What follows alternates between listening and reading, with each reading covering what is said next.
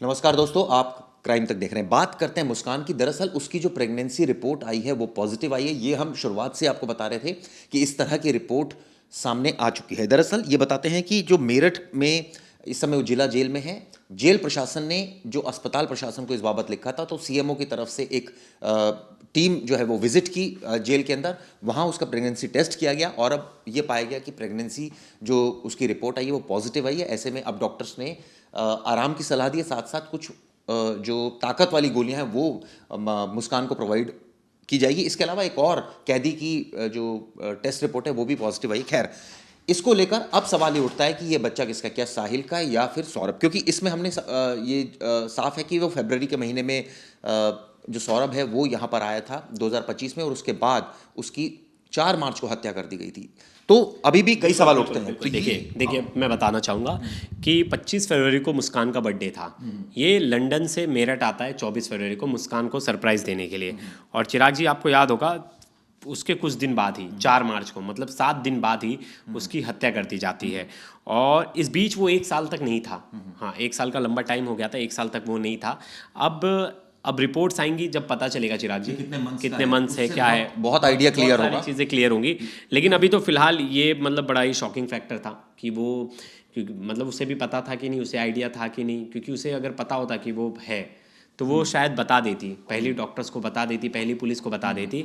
और मुझे लगता है इसका क्या कोई फ़ायदा होता अगर अगर हैं तो उन्हें बेल वेल मिल सकती है या बच्चे के पालन पोषण के लिए। हाँ, ये एक आपने अच्छा सवाल किया है, क्योंकि लीगली अगर टर्म अगर देखा जाए तो इसमें बहुत क्लियर कट है कि अगर महिला की ऐसी स्थिति है, एक तो उसको जेल के अंदर जो अस्पताल होता है वहां पर उसका ट्रीटमेंट होता है, और उसको इस बेसिस पर इंटरिम बेल भी मिलती है, जो ये एक बहुत बड़ा एक इशू होता है। तो मतलब ये आने वाले टाइम में इंटरिम बेल हाँ, मिल सकती है, मतलब रिलीफ मिल सकता है, रिलीफ मिलता है, हाँ। क्योंकि अगर वो प्रेग्नेंट है तो उसको बिल्कुल, ये तो सबका राइट्स है, और राइट्स मुझे मेरे हिसाब से मिलना भी चाहिए, क्योंकि वहाँ तो उस बच्चे का कोई कसूर नहीं है, उस बच्चे का कोई दोष नहीं है। और दोष इस बाबत दरअसल सीएमओ अशोक कटारिया ने भी एक बयान दिया है। ये बयान उनका सुनिए।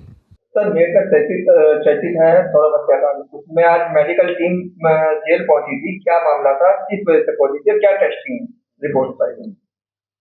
डिस्ट्रिक्ट जेल से लेटर आया था कि दो महिलाएं, मुस्कान और संगीता, जिनका महिला चिकित्सा अधिकारी के द्वारा चेकअप किया जाना है, तो उसके संदर्भ में डॉक्टर कोमल वहाँ पे चेकअप के लिए आज गई थी और उन्होंने उनका शारीरिक परीक्षण किया और यूरिन प्रेगनेंसी टेस्ट भी किया दोनों का।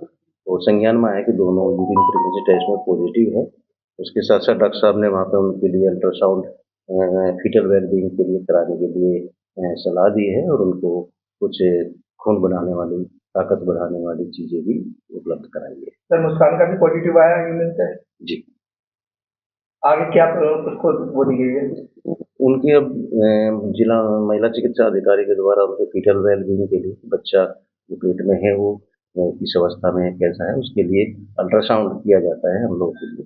तो वो अल्ट्रासाउंड के लिए उन्होंने एडवाइस किया है इलाहाबाद मेडिकल कॉलेज के लिए। सर, क्या कुछ पता लगता है कि कितने मंथ का बच्चा अभी मतलब वो है? अभी विस्तार की रिपोर्ट मेरे पास नहीं है, जो संज्ञान में जितनी बातें आई है वही मैं बता पा रहा हूँ। तो आपने देखा कि किस तरह से इस बात की पुष्टि खुद सीएमओ अशोक कटारिया ने भी की है। लेकिन सवाल ये उठता है, जो हम लगातार बात कर रहे थे प्रवेश, चार्जशीट इसमें कब तक दाखिल होगी, क्योंकि इसमें अब काफ़ी संगीन इल्ज़ाम है। इस बीच अब ये हमने एक इससे पहले वीडियो बनाई थी जिसमें ये बताया था कि किस तरह से वो तंत्र मंत्र में भी बहुत ज़्यादा बिलीव करती थी, अपनी मदर से इस तरह की बातें करती थी।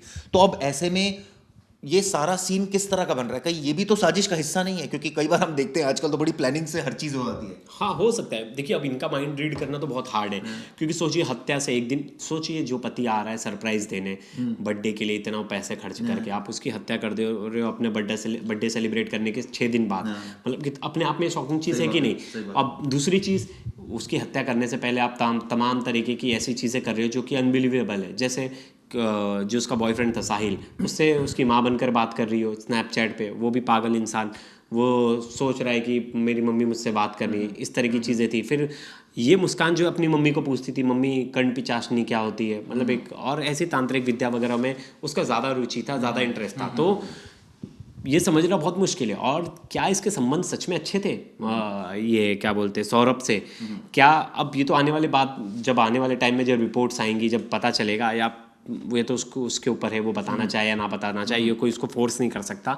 लेकिन ये तो बड़ा बहुत ही स्पेकुलेशन देखा जाए तो बहुत ही हार्ड है कि क्या उसके रिलेशन अच्छे थे, क्या ये सौरभ का ही बच्चा है या ये साहिल का बेटा है, तो ये भी समझना बहुत मुश्किल है इससे। क्योंकि अभी इसकी ऑब्वियसली जब रिपोर्ट डिटेल आई तो बहुत सारी चीज़ें क्लियर होगी, लेकिन इस बीच लगातार इन्वेस्टिगेशन आगे बढ़ रही है। पुलिस इस मामले में जल्दी चार्जशीट दाखिल करने वाली, क्योंकि इसमें कुछ अहम सबूत पुलिस के हाथ लगे और हैं। इससे मुझे लगता है अब जो सबसे मेन मुद्दा है ना लोगों का, जो बहुत सारे लोग देख रहा था कमेंट्स में लिख रहे थे ऐसी सजा होनी चाहिए, फांसी होनी चाहिए, होनी चाहिए।